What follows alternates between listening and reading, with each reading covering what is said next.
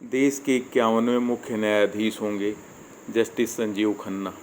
11 नवंबर 2024 को राष्ट्रपति महामहिम द्रौपदी मुर्मू के समक्ष उन्हें शपथ दिलाई जाएगी और उसी दिन देश के 50वें मुख्य न्यायाधीश धनंजय यशवंत चंद्रचूड़ सेवानिवृत्त होंगे।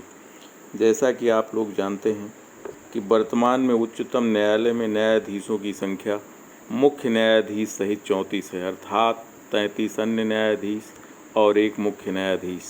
लेकिन ये स्थिति जब संविधान लागू हुआ तब ऐसा नहीं था। आपको पता होना चाहिए कि उच्चतम न्यायालय का उद्घाटन 28 जनवरी 1950 को हुआ था और यह भारत सरकार अधिनियम 1935 के तहत लागू संघीय न्यायपालिका का उत्तराधिकारी था। हालांकि उच्चतम न्यायालय ने अपना व्यापक अधिकार इसी दिन पाया था क्योंकि इसके पूर्व ब्रिटेन का प्रिवी काउंसिल सर्वोच्च हुआ करता था। हम जानते हैं कि संविधान के भाग 5 में अनुच्छेद 124 से 147 तक उच्चतम न्यायालय के गठन, स्वतंत्रता, न्याय क्षेत्र, शक्तियाँ, प्रक्रिया आदि का उल्लेख है और संसद भी उनके विनियमन के लिए अधिकृत है। जब हमारा संविधान लागू हुआ तो उस समय मूलतः उच्चतम न्यायालय के न्यायाधीशों की संख्या 8 थी, 7 अन्य न्यायाधीश और एक मुख्य न्यायाधीश, और मुख्य न्यायाधीश थे हीरालाल जे कानिया। फिर 1956 में संसद ने अन्य न्यायाधीशों की संख्या 10 निश्चित की। 1960 में 13, फिर 1977 में 17, 1986 में 25, 2008 में 30 और 2000 में न्यायाधीशों की संख्या 33 निश्चित कर दी गई। हम जानते हैं कि मुख्य न्यायाधीश की नियुक्ति राष्ट्रपति करता है और अन्य न्यायाधीशों एवं उच्च न्यायालय के न्यायाधीशों की सलाह के बाद करता है।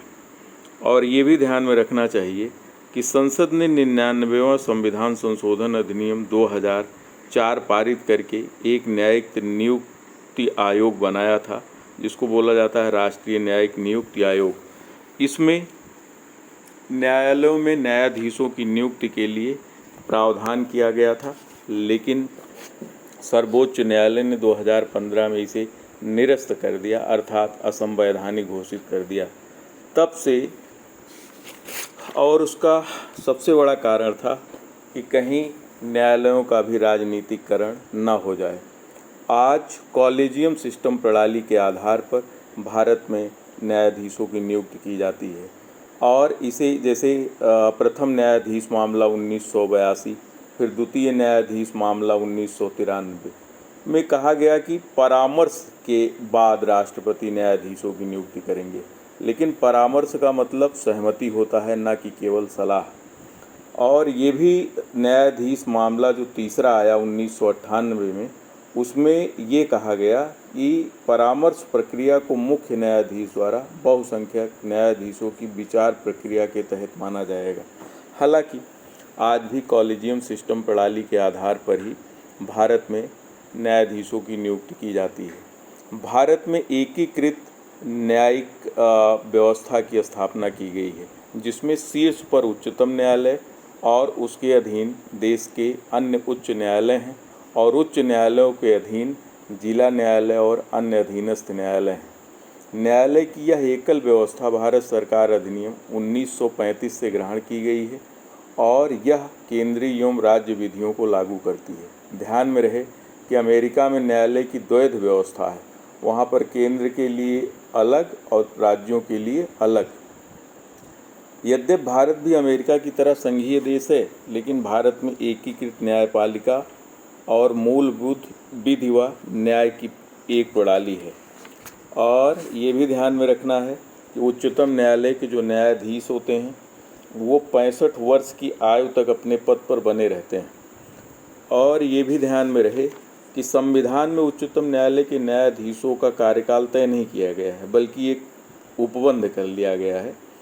और न्यायाधीशों को कैसे हटाया जा सकता है, तो न्यायाधीशों को हटाने के लिए महाभियोग की प्रक्रिया स्टार्ट की जाती है और आज तक उच्चतम न्यायालय के किसी न्यायाधीश पर अब तक महाभियोग नहीं लगाया गया।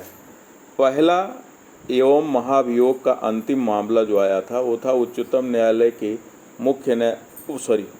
न्यायाधीश बी रामास्वामी के ऊपर। हालांकि महाभियोग नहीं लगाया जा सका, लेकिन एकमात्र न्यायाधीश यही थे जिन पर जांच प्रक्रिया के बाद महाभियोग की प्रक्रिया शुरू की गई थी, किंतु लोकसभा में पारित नहीं हो सकी। और आप लोग हमें बताएंगे कि भारत में उच्च न्यायालयों की संख्या कितनी है। संविधान के अनुच्छेद 124 से लेकर 147 तक न्यायाधीशों की प्रक्रिया, उच्चतम न्यायालय का वर्णन, सब कुछ दिया गया है। और अनुच्छेद 124 में उच्चतम न्यायालय की स्थापना तथा गठन के बारे में दिया गया है। अनुच्छेद 124A ये 99वें संविधान संशोधन अधिनियम के तहत राष्ट्रीय न्यायिक नियुक्ति आयोग की बात करता है। 124B में राष्ट्रीय न्यायिक नियुक्ति आयोग के कार्य के बारे में दिया गया है। और अनुच्छेद 124C में संसद की कानून बनाने की शक्ति के बारे में चर्चा किया गया था। और कुछ महत्वपूर्ण अनुच्छेद हैं, जैसे अनुच्छेद 143 राष्ट्रपति की उच्चतम न्यायालय से सलाह करने की शक्ति के बारे में दिया गया है।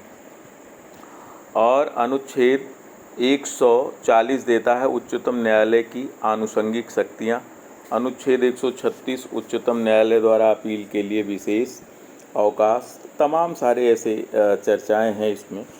तो आप लोगों को कुल मिलाकर ये ध्यान में रखना है कि वर्तमान में जो मुख्य न्यायाधीश हैं धनंजय यशवंत चंद्रचूड़, वो 11 नवंबर 2024 को सेवानिवृत्त होंगे। और उसके बाद जस्टिस संजीव खन्ना भारत के अगले मुख्य न्यायाधीश नियुक्त होंगे।